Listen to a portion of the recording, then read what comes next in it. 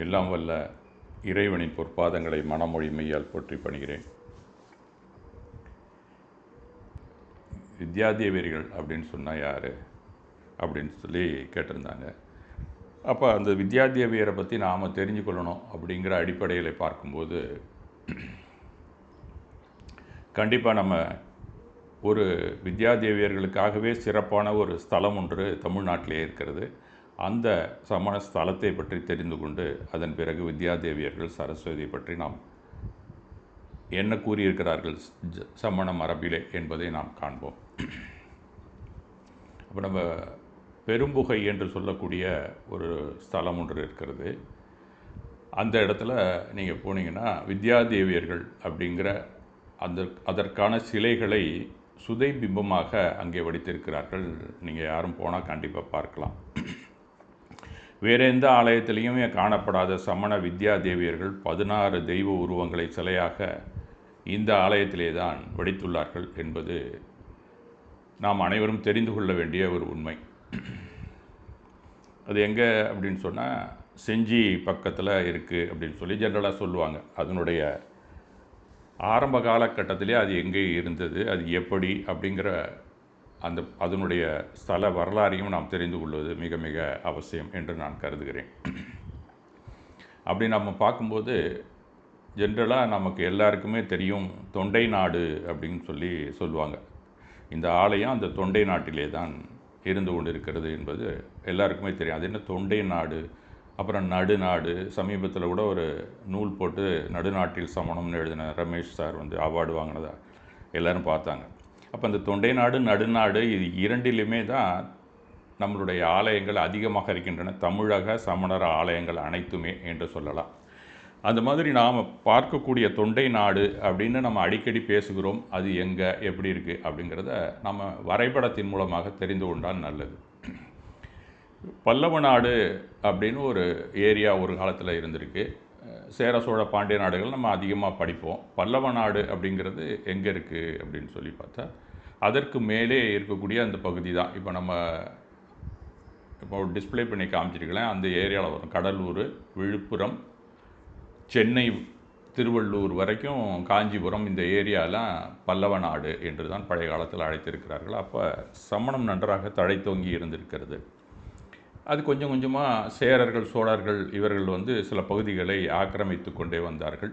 அந்த மாதிரி வரும்போது தொண்டை சக்கரவர்த்தி அப்படிங்கிறவர் தொண்டை நாட்டில் ஆக்கிரமித்ததுனால இது தொண்டை நாடு என்று மாறியது என்றும் ஒரு குறிப்பு இருக்கிறது. அதே சமயத்தில் வேறு சிலர் என்ன சொல்லுகிறாருன்னா தொண்டை கொடி அப்படின்னு சொல்லி ஒரு வகையான கொடியை அதிகமாக அந்த நாட்டிலே தோன்றியதுனால அதுக்கு பேர் தொண்டை நாடு அப்படின்னு 2 ஆராய்ச்சிகள் சொல்லப்படுகிறது. அப்போ அந்த தொண்டை நாடு என்ன அப்படின்னு சொன்னால் அது இப்போ இருக்கக்கூடிய காஞ்சிபுரம், திருவள்ளூர் அந்த ஏரியாவில் ஃபுல்லாகவே வரக்கூடியது அந்த தொண்டை நாடுங்கிறது. இன்னும் சொல்லப்போனால் நமக்கு அந்த நெருக்கத்தில் பார்க்கும்போது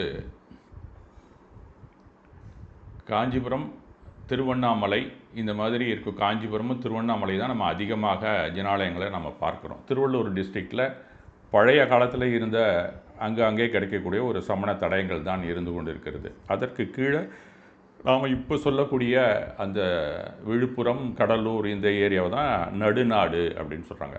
இந்த 2 ஸ்தலங்கள்லாம், இந்த 2 பிரதேசங்களெல்லாம் அதிகமான சமண ஸ்தலங்கள் இன்றைக்கும் நாம் பார்க்குறோம். அப்புறம் சோழ நாட்டுக்கு வந்தீங்கன்னா ஒரு 4-5 ஊர்கள் சமணத்தலங்களாக இருந்து கொண்டு இருக்கிறது எல்லாருமே அறிந்தவர்கள். அந்த மாதிரி அந்த தொண்டை மண்டலம் அப்படின்னு சொல்லக்கூடிய பகுதியில் இருந்தது தான் இந்த பெரும்புகை அப்படிங்கிற அந்த ஊர். அந்த பெரும்புகை அப்படிங்கிற ஊர் எதனால் அதுக்கு அந்த பேர் வந்தது அப்படின்னு நாம் பார்க்கும்போது தொண்டை நாடுக்கும் பழைய காலத்தில் பல பண்பாட்டு தலங்கள்லாம் அதிகமாக இருந்திருக்கின்றன. அப்படி நாம் வரும்போது நெகனூர் அப்படின்னு சொல்லி ஒரு நெகனூர்பட்டி அப்படிங்கிற ஒரு ஏரியா இருக்கிறது. அந்த நெகனூர்பட்டியில் 4-5ஆம் நூற்றாண்டில் ஒரு கல்வெட்டு ஒன்று இருக்கிறது. அவங்க அதுக்கு முன்னாடியே இருந்திருக்கலாம். கிட்டத்தட்ட 2ஆம் நூற்றாண்டுலேருந்தே அந்த பெரும்பகுதிக்கு பக்கத்தில் இருக்கக்கூடிய அந்த நெகனூர்பட்டியில் அதிக நாட்கள் சமண முனிவர்கள் வாழ்ந்திருக்கிறார்கள் அப்படின்னு சொல்லுகிறார்கள். அதில் உள்ள ஒரு கல்வெட்டு இந்த ஊரை பற்றி தெரிவிக்கிறது. இந்த ஊரில் இருக்கக்கூடிய சேக்கந்தி அப்படிங்கிறவருடைய தாயார் சேக்கந்தண்ணி அப்படிங்கிறவர் கொடுத்துருக்காங்க பள்ளி சொந்தமாக அந்த ஊரில் இருக்கக்கூடிய அந்த துறவிகளுக்கு அப்படின்னு ஒரு கல்வெட்டு இருக்குது. அது எந்த ஊருன்னு சொல்லி அவங்க போட்டிருக்காங்கன்னா பெரும்புகழ் அப்படிங்கிற அந்த இடத்த குறிப்பிட்டிருக்கிறாங்க. அந்த மாதிரி அந்த பெரும்புகழ் அப்படிங்கிறது அப்போவே அந்த 4ஆம் 5ஆம் நூற்றாண்டிலேயே ஒரு குறிப்பு வருகிறது அப்படிங்கிறத நாம் தெரிந்து கொள்ளலாம். அப்போ பெரும்புகை அப்படிங்கிறது பிற்காலத்தில் மருவி வழங்கப்பட்ட ஊர் அப்படிங்கிறத கண்டுபிடிச்சாங்க. அப்போ அந்த பெரும்புகழில் 4ஆம் நூற்றாண்டிலேருந்தே வாழ்ந்திருக்கிறார்கள் சமணர்கள் அப்படிங்கிற ஒரு உண்மையை நாம் தெரிந்து கொள்ளலாம். அப்போலேருந்தே அங்கே நீண்ட நாட்களாக இது ஒரு தமிழி கல்வெட்டு அப்படின்னு சொல்லுவாங்க. தமிழி கல்வெட்டு பெரும்பாலும் நிறைய இடத்துல இருக்குது. அதில் ரொம்ப அழகாக நாம் படிக்கக்கூடிய அளவில் கொஞ்சம் நம்ம தெரிஞ்சுக்கிட்டோம்னா அழகாக படிக்கலாம். அந்த மாதிரி ஒரு தமிழி கல்வெட்டு இந்த நெகனூர்பட்டியில் தான் இருக்குது. மிக மிக பழமையான ஒரு அந்த தமிழ் அந்த கல்வெட்டு இருக்கிறதா எல்லா ஆராய்ச்சியாளர்களும் தாங்கள் எங்கே போகிறாங்களோ எல்லா இடத்துலையுமே அதை தெரிவிக்கிறார்கள் அப்படிங்கிறது தெரியும். அதுக்கப்புறம் இந்த பக்கம் நீங்கள் திண்டிவனம் சாலையில் வந்தால் ஊரணி தாங்கல், அது எல்லாருக்குமே தெரிஞ்சிருக்கும். போகும்போதே லெஃப்ட் சைடில் இந்த மலையே தெரியும் நமக்கு. அந்த பக்கத்தில் நெகனூர்பட்டி, இந்த பக்கம் ஊரணி தாங்கல். ஊரணி தாங்கலில் ஒரு 18 கற்படிகைகள் இருக்கின்றன. அதன் பிறகு 3 இருக்கைகள் கூட அங்கே இருக்கின்றன அமரக்கூடிய அளவில். அது இல்லாமல் கல்வெட்டுகளும் அங்கே இருக்கின்றன அப்படிங்கிறத நாம் அங்கே போனால் பார்த்தா கண்டிப்பாக தெரிஞ்சுக்கலாம். அந்த ஊரணி தாங்கலுக்கு சில பேர் அந்த மலையில் ஏறுறது கொஞ்சம் கடினமாக இருக்கும். அந்த மலையில் ஏறி நம்ம உள்ளே மேலே போய் பார்த்திங்கன்னா அதில் இந்த மருந்து குழிகள் இருக்கின்றன. அது இல்லாமல் அங்கே கற்படுக்கைகள் நாம் பார்க்கலாம். அந்த கற்படுக்கையில் அவங்கெல்லாம் அப்போ இருந்த முனிவர்கள் வாழ்ந்திருக்கிறார்கள் அப்படின்னு ஒரு 3 இடத்துல இருக்குது. தனித்தனியாக பார்த்தா கிட்டத்தட்ட ஒரு 18 படுக்கைகள் அங்கே நீங்கள் தேடி கண்டுபிடிக்கலாம். கொஞ்சம் ஏறி இறங்கிறது சில பேர் கஷ்டமாக இருக்கும். அது இல்லாமல் பாதங்கள் அங்கே இருக்கின்றன. 3 பாதங்கள், 3 முனிவர்கள் வாழ்ந்ததற்கான அடையாளமாக 3 பாதங்களையும் அங்கே வைத்திருக்கிறார். அப்படியே அந்த பெரும்புகழ் என்று சொல்லக்கூடிய அந்த பெரும்புகை தாண்டி நீங்கள் அந்தண்ட போனீங்கன்னா ஆனத்தூர் அப்படின்னு சொல்லி ஒரு கிராமம் இருக்குது. அந்த ஆனத்தூரில் ஒரு புடைப்புச் சிற்பம் அங்கே காணப்படுகிறது. அந்த புடைப்புச் சிற்பத்தை அப்போ நீங்கள் பார்த்து கொண்டு இருக்கிறது. அந்த புடைப்புச் சிற்பத்துக்கு பக்கத்திலே ஒரு ஜினாலயம், பழைய ஜினாலயம் ஒன்று இருக்கிறது, இடிபாடோடு இருக்கிறது. அதுக்குள்ளே போய் ஒன்றும் சிலையெல்லாம் ஒன்றுமே இல்லை, ஆனால் அந்த ஜினாலயம் அங்கே இருக்குது. அப்போ நீண்ட நெடுங்காலமாக அங்கே சமணர்கள் வாழ்ந்திருக்கிறார்கள் அந்த பெரும்புகை அப்படிங்கிற இடத்துல. ஆனால் இப்போ இருக்கிற ஒரு கட்டமைப்பை பார்த்து அந்த கோயில் இப்போ தான் கட்டியிருப்பாங்க அப்படின்னு சில ஆராய்ச்சியாளர்கள் எழுத தொடங்கி விட்டார்கள். அவ்வளோதான். அது ஏன்னா மீடியாவில் அதிகமாக இப்படி தான் வந்து கொண்டு இருக்கிறது. ஆனால் கிபி 11ஆம் நூற்றாண்டிலேயே அந்த ஊரணி தாங்கலுக்கு பக்கத்தில் அந்த மலையிலேயே ஒரு கல்வெட்டு இப்போ லேட்டஸ்ட்டாக ஜூன் மாதமோ இல்லை ஏப்ரல் மாதம் 2026 ஒரு கல்வெட்டு எடுத்துருக்கிறாங்க. அதில் கூட இந்த பகுதியில் சமணர்கள் வாழ்ந்ததற்கான அடையாளங்களை அவர்கள் அந்த பள்ளிச்சந்தம் கொடுத்ததாக அதில் வந்திருக்கிறது. அந்த 11ஆம் நூற்றாண்டில் அந்த பகுதியில் கண்டிப்பாக ஒரு ஆலயம் இருந்திருக்கணும், இல்லை வேறு ஏதோ ஒரு சமண தடயம் இருந்திருக்க வேண்டும் அப்படிங்கிறது தான் தெரிகிறது.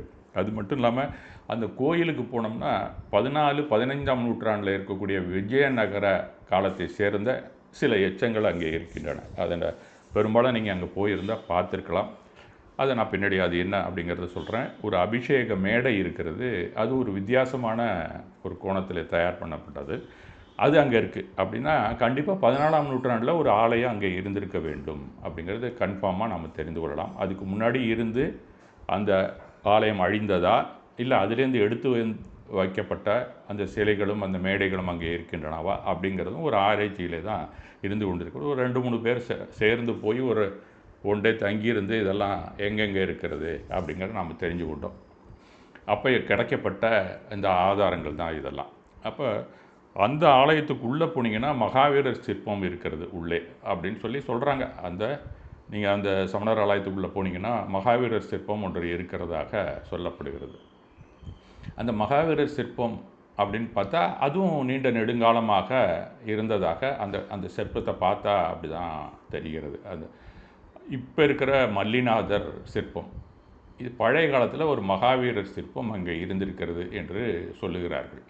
அந்த மாதிரி மகாவீரர் சிற்பம் அங்கே இருக்கிறதுக்கு வாய்ப்பு இல்லை அப்படின்னு சொல்லி அந்த சிற்பத்தை பார்த்தா அதில் ஒன்றும் கீழே எந்த விதமான ஒரு லாஞ்சனமோ அதுவோ இல்லை, ஒரு யாழி தான் இருக்குது. அதை பார்த்துட்டு இவங்க என்ன பண்ணிட்டாங்க, எல்லாம் மகாவீரர் சிற்பம் முன்னாடி இருந்திருக்கு. அந்த சிற்பத்தை எடுத்துட்டு இப்போ மல்லிநாதரை நிறுவியிருக்கிறார்கள் அப்படிங்கிற ஒரு கருத்தும் அந்த வட்டாரத்தில் இருக்குது. அதுவும் தவறு. ஆரம்பத்திலேருந்தே மல்லிநாதர் இருந்திருக்கலாம், அப்படி இல்லை ஒரு அருகர் ஆலயமாக இருந்திருக்க வேண்டும் என்பது தான் தெரிகிறது. 2 சிலைகள் அங்கே இருக்கின்றன. மல்லிநாதர் சிலையை வேறொன்று தயார் செய்திருக்கிறார்கள் 8 அஷ்டமங்கலத்தோட. அந்த சிலையை நிறுவாமல் இந்த சிலை மிகவும் பழமையாக இருந்ததுனால அதை அப்படியே வச்சுருக்காங்க. புதுசாக தயார் பண்ண சிலையை அதில் வைக்கலை. ஆக ஆரம்ப காலத்திலேருந்தே மல்லிநாதர் இருந்திருக்கிறதுக்கான வாய்ப்புகள் அந்த ஆலயத்திலே இருக்கின்றன. அது கிட்டத்தட்ட 11ஆம் நூற்றாண்டுலேருந்து இருந்திருக்கலாம் அப்படிங்கிறது ஆராய்ச்சியின் முடிவு. அப்போ சுற்றி உள்ள அந்த மண்டபங்கள், போக்குவரத்து எல்லாமே பார்க்கும்போது மிக மிக பழமையான தொன்று தொட்டு வரக்கூடிய அந்த ஆலய கட்டமைப்பை நாம் அங்கே பார்க்கலாம். நீங்கள் அந்த ஆலயத்துக்குள்ளே போனாலே திராவிட பாரம்பரியம் எப்படி இருக்குமோ அந்த அளவில் தான் அந்த ஆலயம் இருந்து கொண்டு இருக்கிறது அப்படின்னு தான் சொல்லணும். ஜென்ரலாக எல்லா ஆலயங்கள்லையும் இருக்கக்கூடிய அந்த பலிபீடம், மானஸ்தம்பம், முகமண்டபம், அதுக்கப்புறம் அப்படி கொஞ்சம் கொஞ்சமாக தொடர்ந்து உள்ளே போனீங்கன்னா அர்த்த மண்டபம் வரும். அர்த்த மண்டபம் அடுத்தது பார்த்திங்கன்னா அது பின்பக்கத்தில் கருவறையோட வெளிப்பகுதி வரும். அதில் இருக்கக்கூடிய அந்த உருப்படியெல்லாம் கீழே ஆதிட்டானம், இதெல்லாம் நம்ம முன்னாடியே பார்த்துருக்கோம். ஒரு தடவை திராவிட பாரம்பரியத்தில் ஆலயங்கள்லாம் எப்படி கட்டுறாங்க அப்படிங்கிறதெல்லாம் நம்ம முன்னாடியே ஒரு தடவை பார்த்துருக்குறோம். அந்த மாதிரியான அந்த உருப்படி அம்சங்கள் எல்லாமே நீங்கள் பார்க்கலாம். அது இல்லாமல் ஒரு விளக்கு தூண் கூட ஒன்று சில ஆலயங்களில் இருக்குது. அது மிக பழமையான ஆலயங்களில் தான் அந்த விளக்கு தூண் அப்படிங்கிற ஒரு அலங்காரமாக இருக்கக்கூடிய ஒரு தூண், ஒரு கருங்கல் அப்படியே அங்கே ஒரு தூண் மாதிரி அங்கே நின்று கொண்டிருக்கும். இந்த ஆலயத்தில் தான் இந்த புடைப்பு சிற்பமாக இருக்கிறதுல இது தெரியுது பாருங்கள், சுதை பிம்பமாக இங்கே போட்டிருக்கிறார்கள். இதெல்லாமே உங்களுக்கு வித்யாதேவியர்கள் அப்படிங்கிறத நாம் தெரிஞ்சு கொள்ளலாம். அது பார்க்குறதுக்கு சாசன தேவதைகள் மாதிரி இருக்கும். பெரும்பாலும் யாரும் போனால் சாசன தேவதைகள் அப்படின்னு தான் நினைத்து கொண்டு வருவார்கள். ஆனால் இது எல்லாமே அங்கே அந்த ஆலயத்தை சுற்றி வரும்போது அர்த்த மண்டபத்தையும் அந்த கருவறையும் தாண்டி நீங்கள் வரும்போது எல்லாமே ஃபுல்லாகவே வெளியில் ஒரு சுதை சிற்பமாக யாரோ ஒரு பெரியவர் இதை பற்றி நன்றாக அறிந்த ஒரு அறிஞர் இந்த ஆலயத்திலே வழங்கியிருக்கிறார்கள், இதை கட்டியிருக்கிறார்கள். அது ஒன்று ஒரு காங்கிரீட் பீடம் போச்சு, அதுக்கு மேலே சுதை பிம்பமாக வைக்கிறது கொஞ்சம் சிதலம் அடைஞ்சிருக்கிறது அங்கங்கே பார்க்கும்போது. அதனால் ஒன்றும் இல்லை, நான் மற்ற என்னென்ன நம்ம ஆலயத்தில் வித்யாதேவிகள் எப்படி இருக்கணும் அப்படிங்கிறது அந்த ஐக்கனோகிராஃபியில் இருக்கோ அதே மாதிரி கரெக்டாக அதை எடுத்து கையாண்டு இருக்கிறார்கள். இதை வைத்து கூட சில பேர் புக்கு போட்டிருக்காங்க. மற்ற இடத்துலலாம் நார்த் இந்தியாவில் கூட ஒரு புக்கு இருக்குது இந்த வித்யாதேவியர்களை பற்றி. இந்த உருவங்கள் தான் அவங்க உபயோகிச்சிருக்கிறாங்க. அதுவும் இது எப்போ போட்டாங்கங்கிறது தெரியல. ஆனால் ஒரு வித்தியாசமான கோணத்தில் இந்த ஒரு ஆலயத்தில் தான் வித்யாதேவியர்கள் 16 பேர், அத்தனை பேருக்கும் அந்த 16 பேரும் அந்த நீங்கள் ஆலயத்தை சுற்றி வந்தால் நீங்கள் பார்க்கக்கூடிய அளவுலே போட்டிருக்கிறாங்க. ரொம்ப அழகான ஒரு ஏற்பாடு. எப்படி அது மாதிரி செய்தாங்க அப்படிங்கிறது ஒரு நல்லா படித்த ஒரு அறிஞர்கள் தான் செய்ய முடியும். வேறு எந்த கோயிலையும் இந்த வித்யாதேவியர்களை பற்றி ஃபஸ்ட் டைம் 2014 பார்க்கும்போது இதை நான் சாசன தேவதைகள் தான் பார்த்துட்டு ஃபோட்டோ எடுத்துக்கிட்டே இருந்தேன். அது பூரா சுற்றி வரும்போது என்னோட 16 பேர் இருக்காங்களோன்னா அப்புறம்தான் ஏதோ ஒரு சந்தர்ப்பத்தில் படிக்கும்போது சரஸ்வதியும் 16 வித்யாதேவியர்களும் ஒரு வார்த்தைகள் வந்தது ஞாபகம் வந்தது. அப்புறமா அந்த படத்துக்காக தேடி அலையும் போது 2016 தான் இதனுடைய முழுமையான அந்த வித்யாதேவியர்கள்லாம் யார், அவங்கள ஏன் நாம் வணங்கணும் அப்படிங்கிற ஒரு அடிப்படை எனக்கு தெரிய வந்தது. அதனால் மீண்டும் இப்போ 2026 இப்போ சமீபத்தில் ஒரு 1 மாதத்துக்கு முன்னாடி போயிருந்து மறுபடியும் எல்லாத்தையுமே வீடியோ எடுத்துகிட்டு வந்து இதை சில நண்பர்களுக்கு கூட ஆராய்ச்சியாளர்களுக்கு அனுப்பியிருக்கிறேன். அந்த வித்யாதேவியர்கள் யார் அப்படிங்கிறத நாம் தெரிந்து கொள்வது மிக மிக அவசியம். இது பத்மாவதிக்கான ஒரு சிற்றாலயம் தனியாக, இது ரொம்ப லேட்டஸ்ட்டு. இந்த மேலே இருக்கக்கூடிய ஆலயம் ரொம்ப லேட்டஸ்ட்டு. அது நாம் முன்னாடி பார்த்த அந்த கோபுரம் போக்குவரத்துலாம் மிக மிக பழமையானது. எப்படி இருந்தாலும் இந்த கோபுரம் புனரமைப்பு செய்த காலத்தில் இல்லாமல் அதுக்கு முன்னாடி பார்த்தா கூட 2 தள விமானம் போட்டிருக்கிறாங்க. எப்படியும் ஒரு 400 இயர்ஸ்லேருந்து 300 இயர்ஸ் இருக்கும். அதனுடைய உருப்படியெல்லாம் பார்க்கும்போது கீழே இருக்கிற அமைப்பு, அந்த பிரணாளம் சொல்லக்கூடிய அந்த தண்ணி வந்து வெளியில் ஊற்றுறது, இந்த டெக்னிக் எல்லாமே 400 இயர்ஸாக தான் இருந்து கொண்டு இருக்க முடியும். அந்த பட்டியாக அங்கங்கே இருக்கக்கூடியது பாத சுவர் மாதிரி தெரியறது, இது எல்லாமே 300 இயர்ஸுக்கு முன்னாடி உள்ளது தான். அது 800 இயர்ஸ் கூட இருக்கலாம். எப்போயாவது அழிஞ்சு திருப்பி எடுத்து வச்சு கட்டியிருக்கலாம். அந்த மாதிரி தான் இருக்குது. உள்ளே இருக்கக்கூடிய தூண்கள்லாம், இந்த தூண்கள்லாம் மிக மிக பழமையான தூண்கள். அந்த அந்த மண்டபத்துக்கு எங்கேருந்து எடுத்துகிட்டு வந்தாங்களா இல்லை முன்னாடியே இருந்து இடிபாட்டிலேருந்து எடுத்து வைத்ததா என்னன்னு தெரியல. இதெல்லாம் மிக பழமையானது. இது இந்த மானசம்பவமும் அது கீழே இருக்கக்கூடிய அந்த அம்சங்கள் எல்லாமே எப்படி இருந்தாலும் எபோவ் 600 இயர்ஸ் இருக்கும். அது முன்னாடி அழிந்து அதை எடுத்து மறுபடியும் வைத்திருக்க வேண்டும் அப்படிங்கிற ஒரு உண்மையை நாம் தெரிந்து கொள்ளலாம். இந்த மாதிரி இந்த கோயில் மிக மிக புராதனமானது அப்படிங்கிறத நாம் தெரிந்து கொள்ள வேண்டும் அப்படிங்கிறத நான் உங்களுக்கு தெரிவிக்கக்கூடிய ஒரு அம்சமாக இருக்கிறது. இங்கே ஒரு அபிஷேக மேடை இருக்கிறது அப்படின்னு சொன்னேன். அது வந்து ஒரு நான் எடுத்த படத்தில் இருக்கான்னு தெரியல.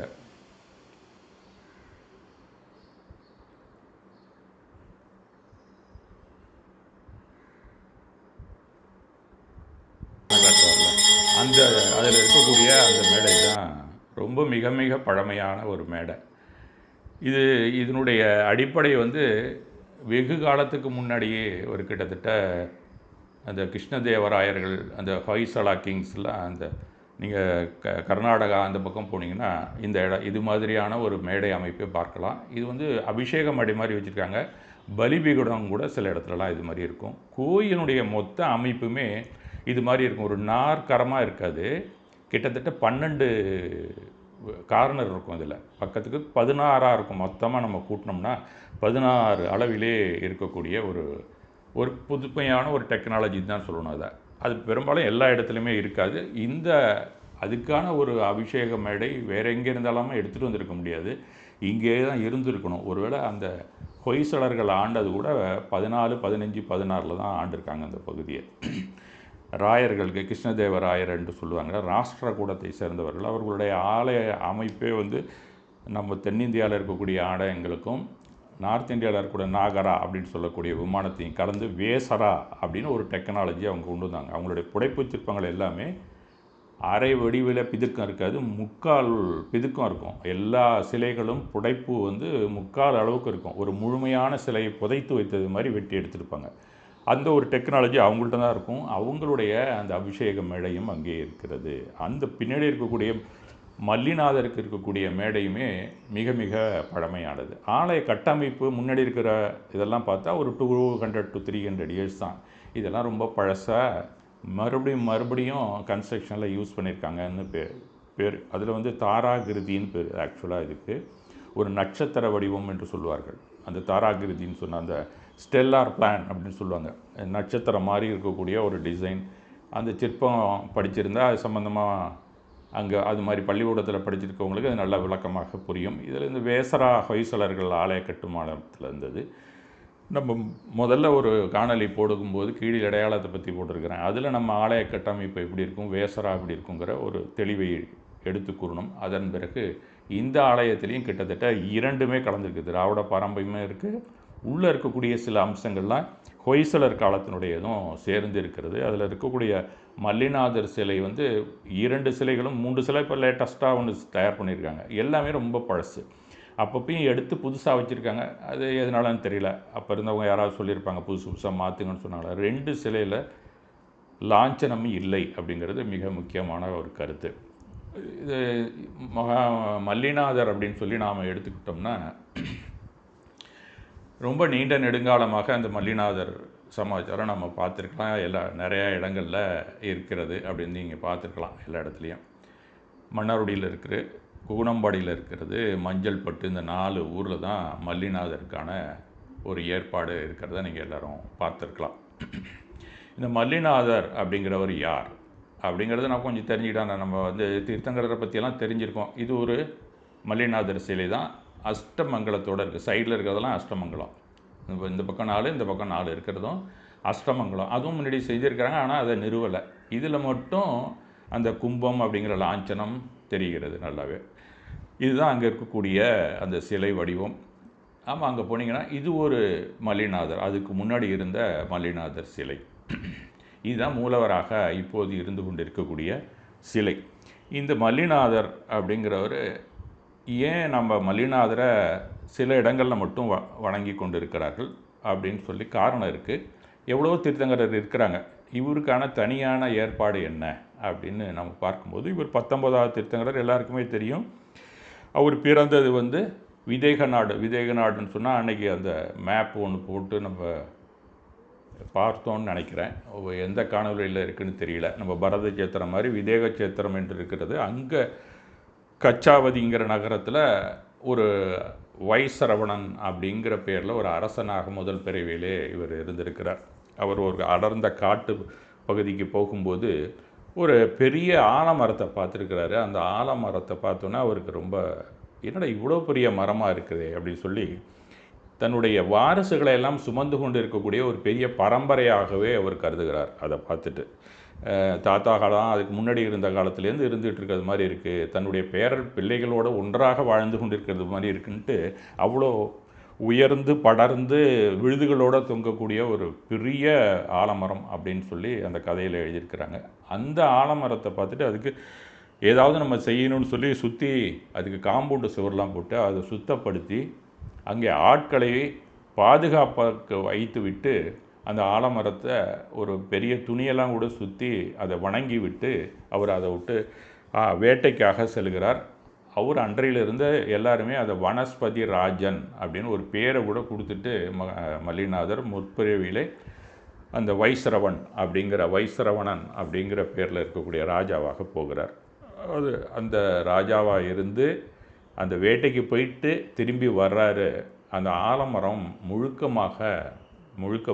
ஒன்றுமே இல்லாமல் சுத்தமாக எரிஞ்சு அடிச்சோடே தெரியாமல் அங்கே இருக்குது. அங்கே இருக்கிற அந்த காவலர்களெல்லாம் விசாரிக்கிறார், என்னாச்சு, நான் போகும்போது இவ்வளோ ஏற்பாடு பண்ணி வச்சுட்டு போனேன்னா ஒன்றுமே இல்லையே அப்படின்னு சொல்லி. அப்போ தான் அவங்க சொல்கிறாங்க, ஒரு பெரிய இடி விழுந்தது, அதனால் இது இந்த மாதிரி சுத்தமாக அழிந்து விட்டதுன்னொன்னே அவர் அங்கேயே திரும்ப அரண்மனைக்கே போகலை. அப்போயே வெறுத்து வாழ்க்கையே இவ்வளோதான், நம்ம போகிறம்போது இருந்த உயிர் திரும்பி வரும்போது இல்லை. அப்போ இந்த உலகத்தில் நிலையாமை ரொம்ப மிக மிக அரிதாகத்தான் இருக்குது. நம்ம உடனடியாக நாம் என்ன செய்தால் அடுத்த பிறவி நன்றாக இருக்கும் அப்படிங்கிற சிந்தனையோடு அங்கேயே தீட்சையை ஏற்றுக்கொண்டு சென்று விட்டதாக அந்த முற்பிறவி வரலாறு நமக்கு தெரிவிக்கிறது. அதன் பிறகு அவர் போகிறாரு, திருப்பி ரொம்ப நாள் தீட்சையில் இருந்து அகமேந்திர தேவனாக பிறந்து அதன் பிறகு திரும்ப இங்கே வந்து பரத சேத்திரத்தில் வங்க நாட்டில் மிதிலாபுரத்து இக்ஷ்வாகு குலத்தில் காசியப கோத்திரத்திலே அரசன் கும்பன் அப்படிங்கிற அரசனுக்கும் பிரபாவதிக்கு மகனாக பிறக்கிறார். அவர் தான் மல்லிநாதர். அந்த மல்லிநாதர் பிறந்து ரொம்ப அவருடைய ஆயுள் வந்து 55,000 ஆண்டுகள் அப்படின்னு சொல்லப்படுகிறது. என்ன ஒரு மனிதனுக்கு 56 ஆண்டுகள் இருக்க முடியுமா அப்படின்னு ஒரு கேள்வியெல்லாம் கூட வரும். ஏன்னா இதெல்லாம் வரலைன்னா நம்ம யார்ட்டையும் கேட்கணும். அப்படி இல்லைன்னா நம்ம எப்படா ஒரு தீர்த்தங்கரருக்கு அளவு கடந்த ஆயுள் இருக்க முடியும், மனிதன் தானே, ஒரு மனிதனாக இருந்து தானே தெய்வமாக நாம் வணங்குகிறோம் அப்படின்னு சொன்னால் சில பகுதிகளை இப்போ இந்த சில ஆண்டுகள்லாம் இப்போ சமீபத்தில் கண்டுபிடிச்சிருக்காங்க. உலகம் இன்றைக்கு உருண்டையாக இருக்கிறது, சுற்றி கொண்டு இருக்கிறது. ஒரு சுற்று தன்னைத்தானே சுற்றுறதுக்கு 24 மணி நேரம் அப்படின்னு சொல்லி கண்டுபிடிச்சிருக்கிறாங்க. இன்னும் 5000 வருஷம் கழித்து 25 மணி நேரம் இந்த மாதிரி சுற்ற ஆரம்பிக்கும். அப்புறம் 27 மணி நேரம் அது தன்னைத்தானே சுற்ற ஆரம்பிக்கும்போது சூரியன் அதை இழுத்து விடும் அப்படின்னு சொல்லி இப்போ லேட்டஸ்ட்டாக கண்டுபிடிச்சிருக்காங்க.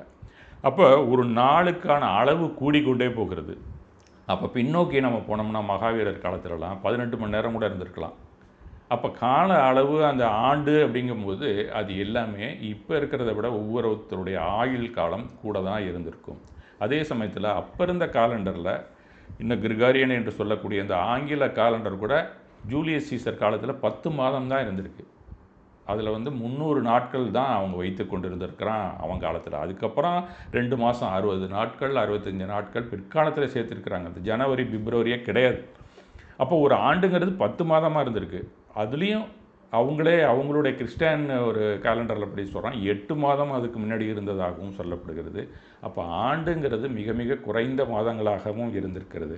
அதனால தான் நம்ம பிரதமான யோக கதைகளெல்லாம் அதிக ஆண்டுகள் நிறைய பேர் இப்போ 120 ஆண்டுகள்ங்கிறது சாதாரணமாக இப்போ இருக்கணும். ஒவ்வொரு மனிதனும் சில இடத்துல இருக்கிறாங்க 130 ஆண்டுகள் கூட இருந்து கொண்டு இருக்கிறார்கள். அந்த மாதிரி பழைய காலத்தில் இருந்த மனிதர்கள் நீண்ட நாட்கள் வாழ்ந்தார்கள் அப்படிங்கிறத அந்த ஆண்டு குறிப்பிடும்போது அந்த கேலண்டர் கன்வர்ஷனில் இன்றைக்கி பார்த்தா கிட்டத்தட்ட கரெக்டாக தான் இருக்கும். அது தனியான ஒரு பிரிவு, நம்ம அதை ரொம்ப நீண்ட நேரம் பேச வேண்டியிருக்கும், அதை நம்ம அப்படியே விட்டுடலாம். அதனால் அவர் 55,000 வருஷம் இருந்தாருங்கிறது உண்மையோ பொய்யோ, ஆனால் வாழ்ந்த காலத்தில் அவர் என்ன செய்தார் அப்படிங்கிறது தான் மிக மிக முக்கியம். அவருக்கு திருமணம் ஏற்பாடு செய்யும்போதே திருமணத்துக்கே வரல அவர், அப்படியே துறவரம் ஏற்று சென்று விடுகிறார். அவருக்கு ஏன்னா பழைய வனஸ்பதி ராஜா அவருடைய ஜாதி ஸ்மரணத்தில் வருது. முற்பிறவியிலே விதேக சேத்திரத்தில் இருக்கும்போது இந்த மாதிரி நடந்த ஒரு சம்பவம் அவருக்கு நினைவு வருது. உடனே அவர் நம்ம ரொம்ப நாளைக்கு இருந்து ஒன்றும் புண்ணியம் இல்லை, நாம் போகிற கதிக்கு நல்ல கதி பார்க்கணும் அப்படின்னு சொல்லிட்டு நிலையாமை சிந்தனையுடன் அங்கேயே மரவுரி தரித்து தீட்சை எடுத்துக்கொள்ளுகிறார். தீட்சை எடுத்துக்கிட்டு போனார்னா போய் தீட்சை எடுத்துக்கிட்டு வனத்துக்கு போகிறார்.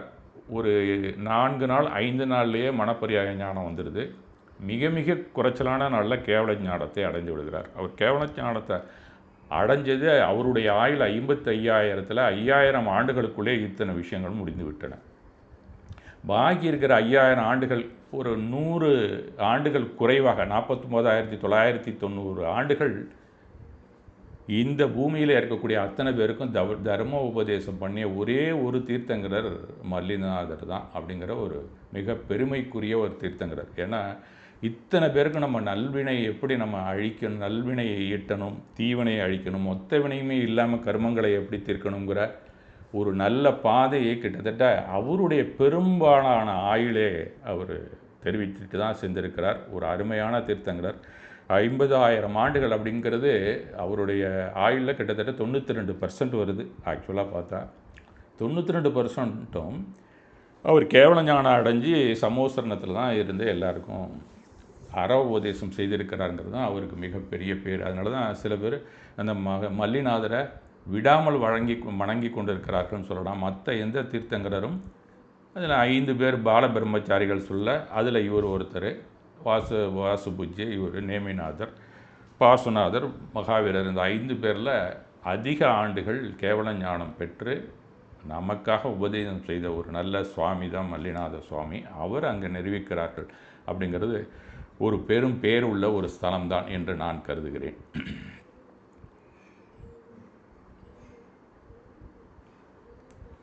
அடுத்ததில் நாம் பார்க்க வேண்டியது என்ன அப்படின்னு சொன்னால், வித்யாதேவியர்கள் அப்படிங்கிற அந்த ஏரியாவில் நாம் பார்க்க வேண்டிய ஒரு கட்டாய சூழல் இப்போ நாம் தள்ளப்பட்டிருக்கோம்னா, அடுத்தது வித்யாதேவியர்களை பற்றி நாம் தெரிந்து கொள்வது நல்லது.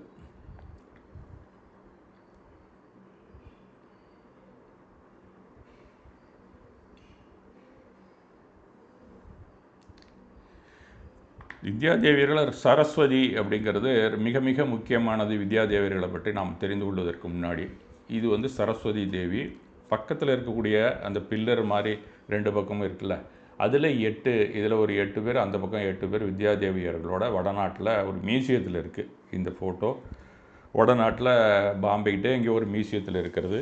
இது சரஸ்வதியும் வித்யாதேவியர்களும் உள்ள ஒரு வித்தியாசமான இதுதான்.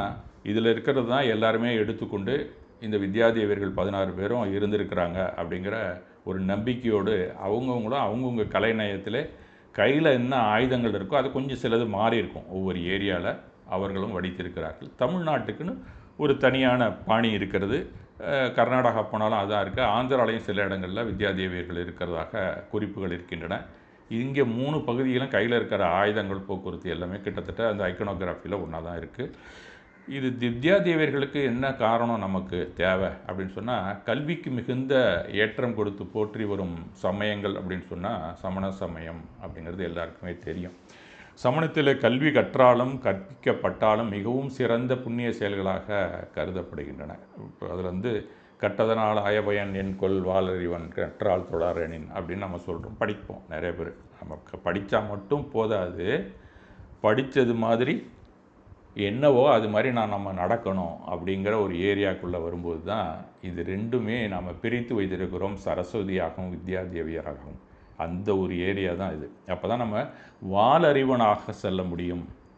அந்த வாளறிவனாக போனவனை நம்ம கும்பிட்டா நமக்கு வருங்கிறதான் அவர் குறிப்பிட்டிருக்கிறார். அது கற்றதனால் ஆய பயன் என் அப்படிங்கிற அந்த ஒரு 3 வரிகள் மட்டும்தான் இந்த ரெண்டு சரஸ்வதிக்கும் 16 வித்யாதேவியர்களுக்கும் பொருத்தமாக திருக்குறளை எடுத்து கூறியிருக்கிறார் அப்படின்னு சொல்லணும். கற்ற கல்வியின் முழுமையான பயனானது அறியாமையை நீங்கி பேரறிவு பொருளாக உள்ள இறைவனின் திருவடிகளை பணிந்து வணங்குவதே ஆகும், இறைவனை வணங்காத கல்வி பயனற்றதாகும் அப்படின்னு தான் சொல்லப்படுகிறது. இப்போ ஜின ஆகமங்கள்லாம் இருக்குது. கேவலி பகவான் வந்து திவ்ய துனியாக நமக்கு எடுத்து கூறினார் அப்படின்னு தான் சொல்லப்படுகிறது. அந்த திவ்ய துனியை கேட்டு அவற்றின் மூலக்கருத்தை நூலாக்கி வைத்தவர்கள் கணதரர்கள். இதை நாம் படித்திருக்கிறோம், நமக்கு எல்லாருக்குமே பரிச்சயமான ஒன்று. அந்த கணதரர்கள் தனது நூலை ஆச்சாரியர்களுக்கு போதித்திருக்கிறார்கள். அந்த ஆச்சாரியர்கள் உபாத்தியாயர்களுக்கு போதிக்கிறார்கள். பஞ்சபரமேஸ்வரி நாம் படிச்சிருக்கிறோம். உபாத்தியாயர்கள் பல்லாயிரம் சீடர்களுக்கு ஜைன ஆகமங்களை உபதேசி அந்த கருத்துக்கள் உலகெங்கும் பரவறதுக்காக வகை செய்தார்கள் அப்படின்னு சொன்னால், உபாத்தியாயர்கள் தான் ஆங்காங்கே முனிவர்கள் மேலே நம்ம குகைவியில் கூட இருந்தவங்கள்லாம் உபாத்தியாயர்களாகத்தான் இருந்திருக்க வேண்டும். அவர்கள் பலருக்கும் ஆகம கருத்துக்களை உபதேசித்து கொண்டு வந்திருக்கிறார்கள் அப்படிங்கிற உண்மையை நாம் தெரிந்து கொள்ளப்போ, ஆகமங்கள் மக்கள் கடைபிடிக்க வேண்டிய வாழ்க்கை நெறிமுறைகளை விளக்கமாக எடுத்து கூறுகின்றன. இந்த ஆகமங்கள் அங்க ஆகமும் பூர்வாகமும் அப்படின்னு சொல்லி 2 வகைப்படும் அப்படிங்கிறதெல்லாம் நம்ம ஆரம்பத்துலேருந்தே பார்த்துருக்கோம். இதுக்கெல்லாம் அடிப்படை ரிஷபதேவர் அப்படின்னு நம்ம சொல்கிறோம். அது எல்லாமே அவர் ஆரம்ப காலத்திலே 6 தொழில்கள் புரிந்தார். தன்னுடைய குழந்தைகளுக்கு, தன்னுடைய பெண் குழந்தைகளுக்கு 2 பேருக்கும், பிராமி சுந்தரி 2 பேருக்கும் எண்ணையும் எழுத்தையும் எப்படி எழுதுறதுங்கிற ஒரு பழக்கத்தை லெஃப்ட் ரைட்டை வச்சு எப்படி எழுதலாம் அப்படிங்கிறத, இது வந்து இடது பக்கத்துலேருந்து வலது பக்கம் போகிறதும், எழுத்துக்கள் வலது பக்கத்துலேருந்து இடது பக்கம் வர்றது மாதிரியும் நாம் இது வரைக்கும் நம்ம எல்லாமே உபயோகித்து கொண்டு இருக்கோம். அது எல்லாமே சிற்பங்கள், வரைவு, வாணிபம் போன்ற 6 தொழில்களையும் அவர் கற்பித்தார் அப்படிங்கிறதெல்லாம் நாம் தெரிந்து கொண்டு வருகிறோம். இத்தனைக்கும் மேலாக திவ்ய துணிகள் அவர்கள் எல்லாருக்குமே வணங்கி சென்றிருக்கிறார். அந்த திவ்ய துணி அப்படிங்கும்போது அதுக்கு ஒரு உருவம் கொடுக்கணும் அப்படின்னு சொல்லி பல அறிஞர்களும் உபாத்தியாயர்லேருந்து பலரும் யோசித்தம்போது உருவான ஒரு உருவம் தான் அந்த சரஸ்வதி. ஏன்னா அந்த திவ்ய துணி அப்படிங்கும்போது கடைசியில் ஈல முடியுது. அந்த ஈற்றுச்சொல் அந்த இகரத்தில் முடிவதனால, இகரம் அப்படிங்கிறது எப்பயுமே பெண்பால் ஈற்றுச்சொல்லாக கருதப்படுகிறது எல்லா மொழியிலுமே.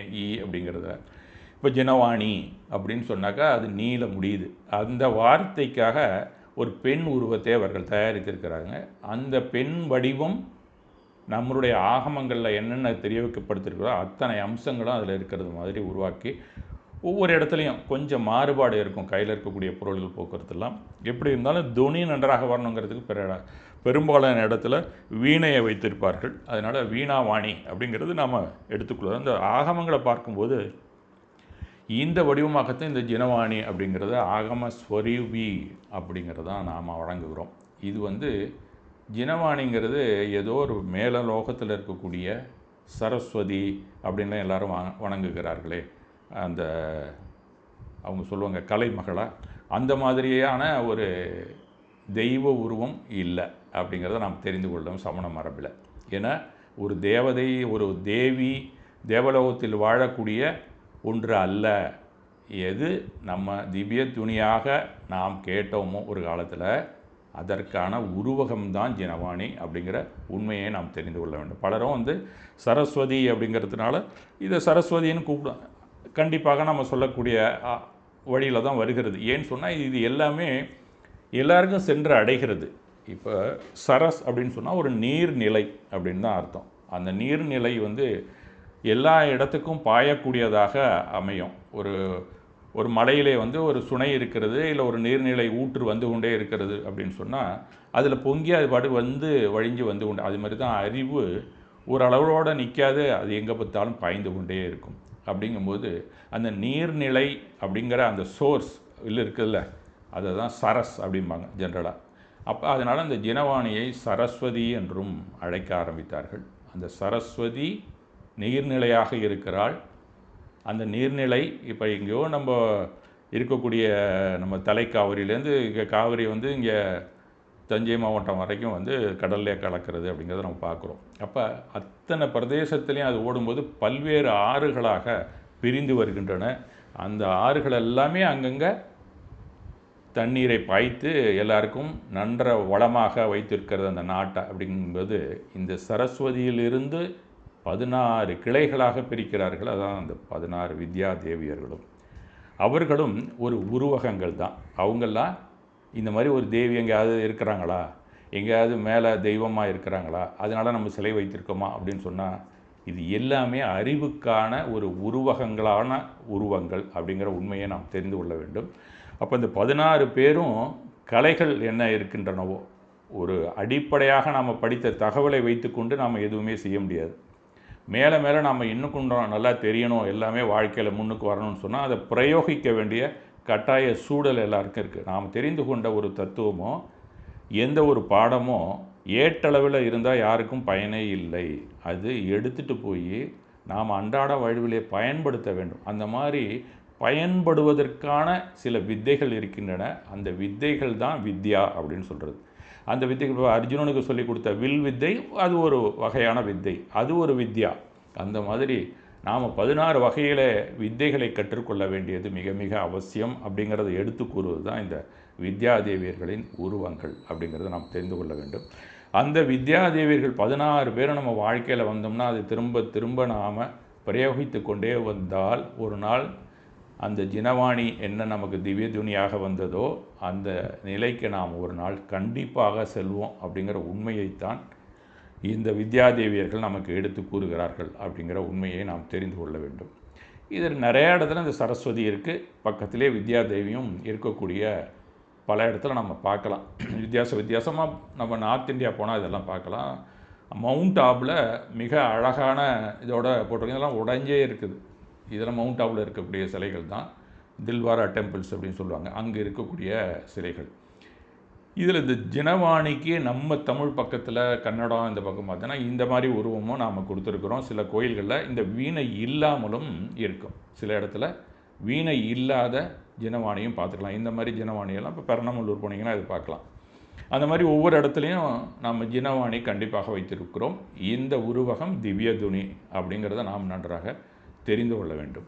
இந்த மாதிரி நம்ம பார்க்கும்போது இந்த வித்யாதேவியர்கள் எத்தனை பேர் அப்படின்னு சொல்லி நம்ம பார்த்தோம். அதில் திகம்பர நூல்களின் படி அந்த சரஸ்வதி அந்த மற்ற 16 தெய்வங்களுக்குமான உருவங்களை கொடுத்திருக்கிறார்கள். அது ஞானம், மந்திர, அறிவு, சிறப்பு, ஆன்மீக ஆற்றல் அப்படின்னு பேர். இந்த வித்யாதேவியர்கள் எல்லாருக்குமே வித்யா அப்படின்னு சொன்னால் அதுதான். அவர் உருவமாக இருக்கிறதுனால தேவி அப்படின்னு நம்ம சொல்லி கொண்டிருக்கிறோம். மோட்சத்தை அடைந்த சித்தர்களும் இவர்கள் இல்லை. அவர்கள் சமண பிரபஞ்ச அமைப்பில் குறிப்பிட்ட தெய்வீக நிலையை சேர்ந்த தேவியர்களாக கருதப்படுகின்றனர். இதுதான் இவங்களுக்கு டெஃபனேஷன். அதனால் மோட்சத்துக்கு போனால் கடவுள் அப்படின்னு நாம் யாரும் நினைக்கவும் வேண்டியதில்லை.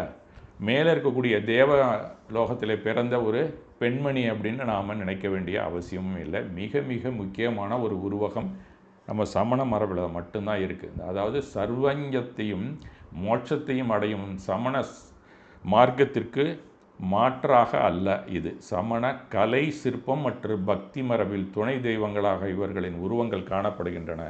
உண்மையில் இவை உருவங்கள் அல்ல, 16 கலைகளின் உருவகங்கள் என்பதை நாம் அறிவோம் அப்படின்னு தான் நூல்கள் எல்லாமே குறிப்பிடுகின்றன.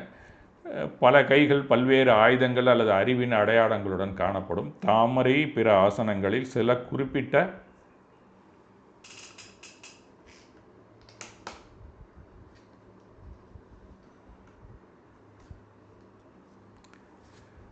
நேரங்கள் குறிப்பிட்ட வாகனங்களுடன் மகுடம், அணிகலன்கள் போன்றவைகள்லாம் ஒவ்வொரு தேவதைகளுக்கும் வித்தியாசமாக அவர்கள் வழங்கியிருக்கிறார்கள். ஒவ்வொரு தளத்திலையும் போய் பார்த்தீங்கன்னா வெவ்வேறு அமைப்பு சில இடத்துல இருக்கலாம். நார்த் இந்தியாவில் தான் அதிகமாக இருக்குது. தமிழ்நாட்டை பொறுத்த வரைக்கும் வித்யாதேவியர்கள் வேறு எங்கேயும் தனியாக உருவங்கள் இருக்கிறது மாதிரி எனக்கு தெரியல, நான் இது வரைக்கும் பார்க்கல. இதில் இருக்கக்கூடிய அந்த சுதை சிற்பம் தான் நான் பெரும்புகையிலே பார்த்தேன். அதை படம் பிடிச்சிட்டு வந்து தான் உங்களுக்கு காமிச்சிட்ருக்கேன். ரோஹிணி முதல்ல வந்தவங்க. அந்த 16 தேவியெல்லாம் நம்ம முத பார்த்தது ரோஹிணி. ரோஹிணிங்கிறது தான் முதல் வித்யா தேவியராக வணங்குகிறார்கள். இது ஆக்சுவலாக அதோட ஆர்ட், கிளிப் ஆர்ட்னு சொல்லுவாங்க. அது ஒருத்தர் புக்கு போட்டிருக்காரு, சமண ஆலய திருமேனிகள்னு. அதில் அவர் அந்த படத்தெல்லாம் கொடுத்துருக்கிறாரு நமக்காக. சாஸ்திரியாரெலாம் போய் பார்த்து அந்த உருவம் எப்படி இருக்கணுமோ அந்த மாதிரி வரைந்திருக்கிறார்கள் ஒரு காலத்தில். இது பசு, வில், அம்பு, அன்ன சக்கரம் இந்த மாதிரிலாம் இருக்கும். இதனுடைய அடிப்படை என்னன்னு சொன்னால் அறிவின் மலர்ச்சி. அறிவு அப்படியே இல்லாமல் மலரணும். மொட்டாவே இருந்தால் பிரயோஜனம் இல்லை. அப்படிங்கிறது தான் இந்த ரோஹிணி அப்படிங்கிற பேர் கொடுத்துருக்காங்க. அறிவு மற்றும் பாதுகாப்புடன் தொடர்புடையவர் இவர் அப்படின்னு சொல்லப்படுகிறது. இந்த ரோகிணியை நாம் வணங்கினோம்னா இந்த வித்தையை நாம் தெரிந்து கொள்ளலாம், அறிவின் மலர்ச்சி நமக்கு வரலாம் அப்படிங்கிறது தான் அவர்கள் தெரிவிக்கக்கூடிய பிரக்ஞப்தி அப்படின்னு சொன்னால் ஞானத்தை வெளிப்படுத்தக்கூடிய ஒரு அறிவுறுத்தக்கூடிய ஒரு தெய்வமாக வணங்கப்படுகிறது. ஞானம் அப்படின்னு சொன்னால் ஜென்ரலாக அறிவுன்னு நம்ம தமிழில் சொல்கிறோம். இது அனுபவத்தில் நமக்கு வரக்கூடியது முழுமையான ஞானமாக இருக்கிறதா நம்ம ஞானம் அப்படின்னு இந்த வித்யாதேவியை குறிப்பிடுகிறாங்க. இந்த அநேகாந்தவாதத்தில் வழியிலே நாம் கண்டுபிடிக்கிறோம் சில விஷயத்தெல்லாம், இருந்தாலும் முழுமை அதுக்கப்புறம் அதில் கண்டுபிடிக்கிறதுக்கு ஒன்றுமே இருக்காது. அந்த பட்டறிவுலேருந்து நம்ம முழுமை அடைகிற அந்த ஒரு அறிவின் முதிர்ச்சிக்கு பேர் தான் ஞானம் அப்படின்னு சமணம் கருதுகிறது. இதற்கான ஒரு கடவுள் தான் இந்த பிரக்ஞப்தி அப்படிங்கிறது.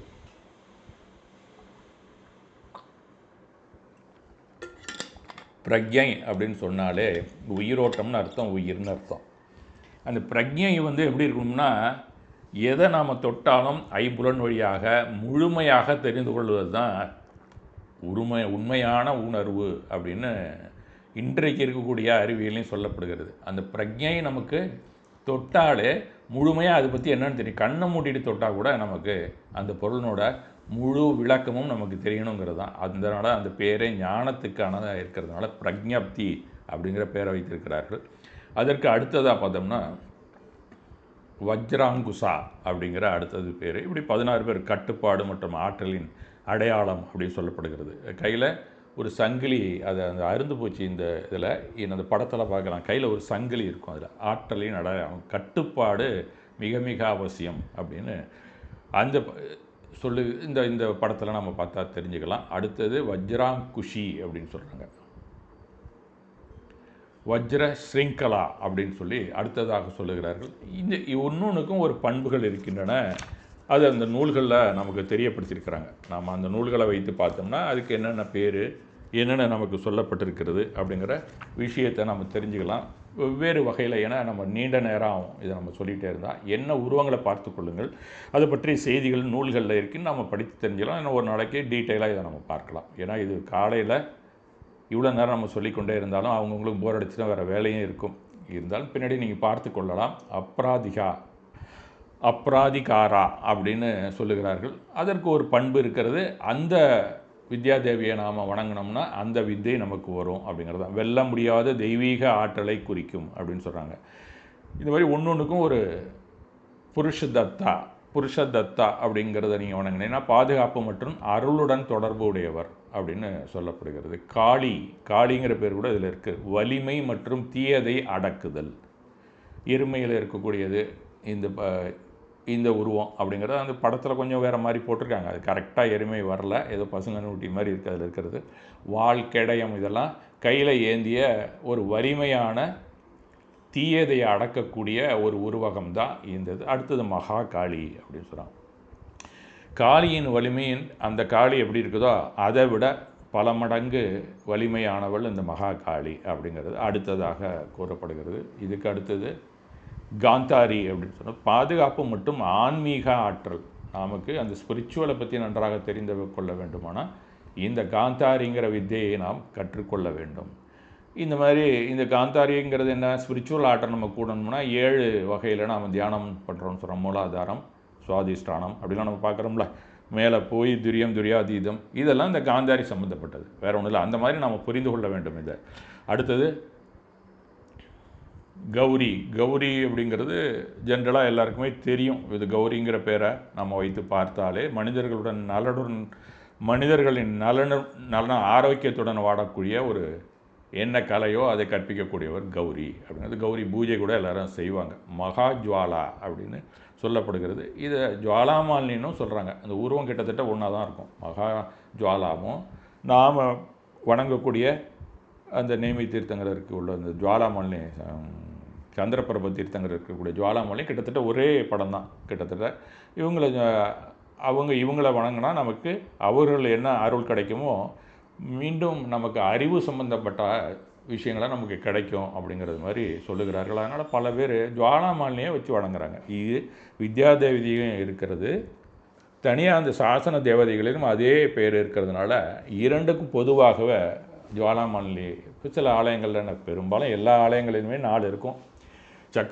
சக்கரேஸ்வரி இருப்பாங்க, ஜுவாலாமாலினி, பத்மாவதி, கூஷ்மாண்டினி என்று சொல்லக்கூடிய தர்மதேவி இல்லாத ஆலயங்களே இருக்காது. சக்கரேஸ்வரி சில ஆலயங்களில் மட்டும்தான் இருக்குது. எல்லாத்துலேயும் இருக்கணும், இல்லைன்னா ஒரு உலோகத்திலையாவது செய்து வைத்திருக்கிறார்கள். அந்த மாதிரி இந்த மகா ஜுவாலா அப்படிங்கிறது ஜுவாலாமாலி தான். மாணவி அப்படிங்கிற அடுத்ததாக வரக்கூடியது வைரோடி அப்படின்னு சொல்லுகிறார்கள். வைரோடி அப்படிங்கிறது உருவவியல் காணப்படுகிறது. இது நாக தொடர்புடையது. அதனால் உருவவியல் நம்ம உடம்பு எல்லாம் எப்படி இருக்கும் அப்படிங்கிற ஒரு தனியான ஒரு ஞானத்தை போதிக்கக்கூடிய ஒரு கடவுளாக வணங்குகிறார்கள், தெய்வமாக வணங்குகிறார்கள் அப்படி சொல்லலாம்.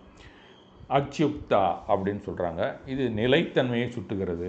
எதுவாக இருந்தாலும் ஒரு நிலைத்தன்மை கொஞ்சம் நாளைக்கு இருக்கும். ஒரு பருவங்கிறது நம்ம பால்யத்துலேருந்து வயதான காலம் வரைக்கும் ஒவ்வொரு பருவமாக நம்ம சொல்கிறோம்ல, அந்தந்த பருவத்தில் நமக்கு என்ன மெச்சூரிட்டி இருக்கணும் அப்படிங்கிறது மாதிரிலாம் சொல்லக்கூடியது. அந்த நிலைத்தன்மையை நமக்கு அது நிலை இல்லைனாலும் ஒரு சர்டன் பீரியடுக்கு நமக்கு நிலைத்தன்மை இருக்குல்ல, அந்த நேரத்தில் நாம் எப்படி இருப்போங்கிற விஷயத்தை நமக்கு கற்பிக்கக்கூடியவர்களாக எழுதியிருக்கிறாங்க. மானசி அப்படிங்கிறது சிந்தனை அறிவுடன் தொடர்புடைய ஒரு தெய்வமாக கருதுகிறார்கள். மானசிக்கு அப்புறம் மகா மானசி அப்படிங்கிற அடுத்த லெவலுக்கு வந்திருக்கிறாங்க. இந்த மாதிரி 16 தேவியர்களை வணங்கக்கூடிய ஒரு பழக்கம் நம்ம தமிழ்நாட்டிலே நம்ம இந்த இதுக்கு போனீங்கன்னா, பெரும்புகைக்கு போனீங்கன்னா, இந்த தனித்தனியான சிலைகளை அந்த சுற்றுச்சுவருக்கு உள் பக்கம் நீங்கள் சுற்றி இருக்கக்கூடியதில் 16 தேவியர்களையும் வடிவடைத்து வைத்திருக்கிறார்கள். அதுக்காக ஒரு நடை இது என்னன்னு தெரிஞ்சதுக்கு அப்புறம் கூட ஒரு தடவை நீங்கள் விசிட் பண்ணலாம், அதை போய் பார்க்கலாம். உங்கள் ஆலயத்துலேயும் அது மாதிரி செய்து வைக்கலாம். கண்டிப்பாக இது ஒவ்வொரு ஆலயத்துக்கும் மிக மிக அவசியம். ஒரு சரஸ்வதி சன்னதி இருந்ததுன்னா ஒரு 8 காலை நம்ம 4 பக்கமும் வச்சு ஒரு விமானத்தை வச்சுட்டு 2 வித்யாதேவியை அந்த கால்களில் கூட நம்ம வடிக்கலாம். அந்த மாதிரிலாம் செய்யக்கூடிய ஒரு ஏற்பாடெலாம் வேணும்னா நான் என்னட்ட டிராயிங் கூட இருக்குது, நான் தரேன். அப்படி யாராவது செய்கிறதா இருந்தால் கண்டிப்பாக ஒவ்வொரு ஆலயத்திலையுமே 16 தேவியர்களும் நாம் வைத்து வணங்க வேண்டிய கட்டாயம் இருக்கிறது. அப்படின்னா எதனால் நாம் வித்யாதேவியை வணங்க வேண்டும் அப்படிங்கிறத நாம் தெரிஞ்சுக்கணும்ல. சும்மா சர்வசாதாரணமாக வித்யாதேவியை வைக்கிறோம் நம்ம கும்பிடணும் அப்படிங்கிறது எதுக்காக, நமக்கு தேவையில்லையே அப்படின்னு கூட நம்ம நினைக்கலாம். ஏன்னு சொன்னால் நம்ம வாழ்க்கையில் மிக மிக எல்லாருக்குமே மன உறுதி அப்படிங்கிறது ஒன்று இருக்குது. அதை நாம் என்ன சொல்கிறோம், வில் பவர் அப்படின்னு நம்ம சொல்கிறோம். ஜென்ரலாக வில் பவர் அப்படிங்கிறது எல்லாருக்குமே தெரியும். நாம் கட்டாயமாக ஒரு விரதம் இருக்கிறோம் அப்படின்னு சொன்னால் அது எந்த அளவுக்கு நாம் பசியை பொறுக்க முடியும் அப்படிங்கிறது நாம் ஒரு ஃபாஸ்டிங் இருந்து பார்த்தா கண்டிப்பாக தெரியும். அதில் ஒன்றும் சந்தேகம் கிடையாது. ஆனால் அது எப்போயாவது ஒரு நேரத்தில் தொய்ஞ்சு போயிடும்.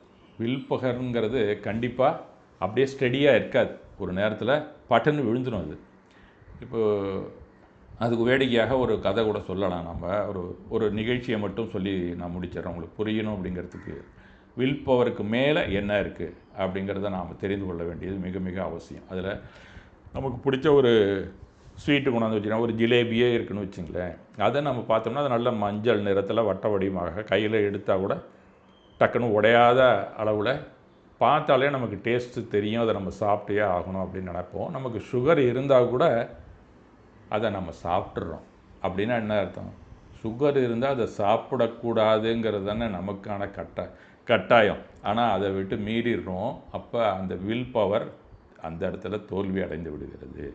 வில் பவர் சில நேரத்தில் வரம்புக்கு மீறி வரும்போது தொய்ந்து விடும் அப்படிங்கிற உண்மையை நாம் தெரிந்து கொள்ள வேண்டும். பெரும்பாலும் உணவு விஷயத்தில் கட்டுப்பாட்டில் அது மாதிரி ஆகிடுவோம். ஏதோ ஒரு கெட்ட பழக்கத்துக்கு நாம் அடிமையாகி திருப்பி மீண்டு வந்தால் கூட, ஒரு சிகரெட் குடிக்கிறவனே சிகரெட்டு குடிக்கிறத நிறுத்திட்டு திருப்பி வந்தான்னா ஏதோ ஒரு சந்தர்ப்பத்தில் அவன் எப்போ குடிக்க ஆரம்பித்தானோ அந்த மாதிரியான ஒரு கட்டாய சூழல் வரும்போது மறுபடியும் குடிக்க ஆரம்பிச்சிடுவான். தண்ணி போடுறவனும் விட்டுருந்தா கூட ரொம்ப சோகமாக இருக்குது அப்படின்னு சொல்லி குடி மாப்பிள்ளை அப்படின்னு பக்கத்தில் இருக்கவங்க கொடுத்தானா குடிச்சிடுவான். இதெல்லாமே வில் பவர் தொஞ்சி போயிடும் அங்கெல்லாம்.